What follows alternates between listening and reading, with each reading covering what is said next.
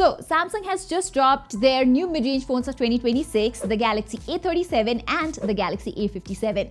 And when I first saw the price of the Galaxy A57, I was like, what the hell is going on? Because compared to last year, the price has gone up by more than 30%. And that is crazy. Because the A series has been one of Samsung's biggest success stories, not just last year, but for years now. These have been some of the best-selling mid-range phones across the world. But this year, Samsung has pushed the price so high that I genuinely had to stop and rethink, is this phone actually worth it anymore? And today, that's exactly what I am going to talk about. If you look at this chart right here, in the last 5 years, the jump is actually wild. The Galaxy A52 started at just 28,000 rupees, and year after year, Samsung kept pushing the price. And now the Galaxy A57 has reached a premium of 57,000 rupees or some $550 in the US. Now here's the weird part. Compared to last year, there really aren't many meaningful changes on the Galaxy A57.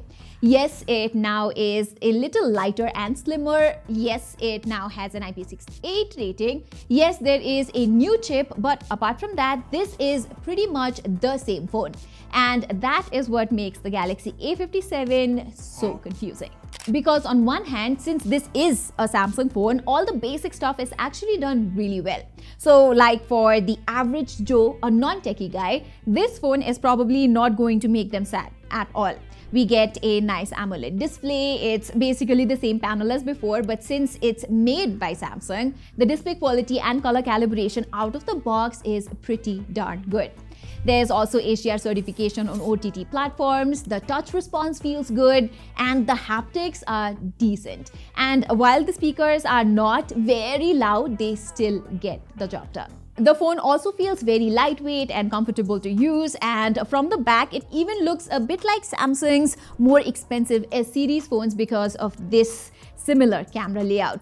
Battery life here is decent too. I got around 7 to 8 hours of screen on time, which is perfectly fine for most people. Performance is also okay for normal day-to-day use. Yes, it's not very fast, but it's not very slow, so it again gets the job done. And Samsung software experience is really good. Everything just works. But the biggest problem I have with this phone, and it's something that's very difficult for me to digest, is at this price, there are just way too many phones that do a much better job than the Galaxy A57. For example, for under 60,000 rupees, you can get the Vivo X200T, and this phone absolutely destroys the Exynos 1680 chip in performance. Just look at these benchmark numbers. It's almost double in some cases.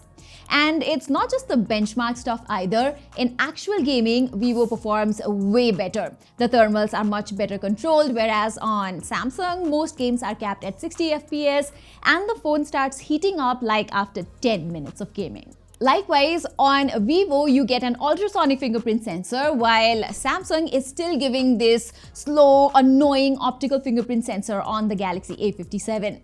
And that's the frustrating part. Samsung keeps reserving better ultrasonic sensors only for their flagship S-series phones. Meanwhile, every other brand, Xiaomi, OnePlus, Vivo, basically everyone has already moved to ultrasonic sensors even on phones in this very price range. Even when it comes to cameras, it's just so embarrassing for Samsung because it's been like 3 or 4 years Samsung has been using the same camera hardware for their A-series phones.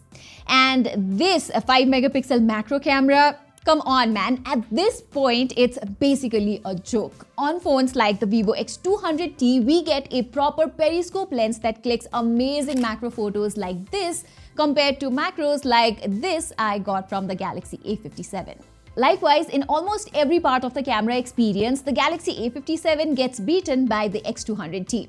Be it in dynamic range, highlight management, or details, Vivo is just better. On the portrait side too, you can either take 1x or 2x portraits here, whereas on the X200T, you get a lot more flexibility. 1x, 2x, 3x, even 4x portraits, and the overall quality is just on another level. If you zoom in like 5x or 10x, you get usable, cleaner shots on Vivo versus softer, grainier photos from the Galaxy A57. Even the selfies and the overall video quality is better on the Vivo X200T. And this year, Vivo has also seriously improved its software experience with the new Origin OS. So that software advantage Samsung used to have, well, it's slowly diminishing.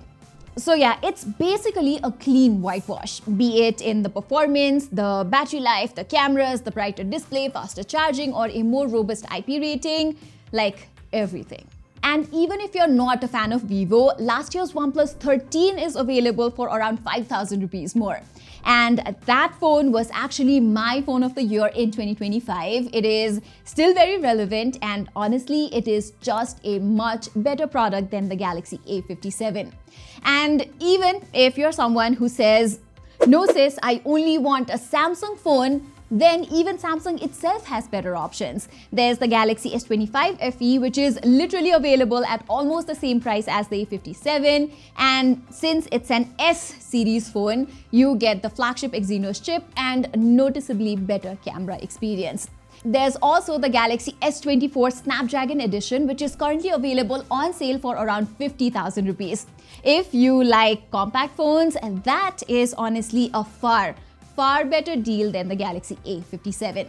So yeah, the Galaxy A57 is one hell of a confusing phone. And honestly, I don't think it offers great value.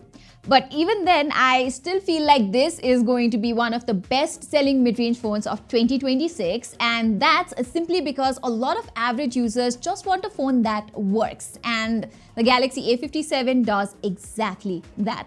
On top of that, Samsung's brand value is so much stronger than most other brands that for a lot of people, this feels like the safe option.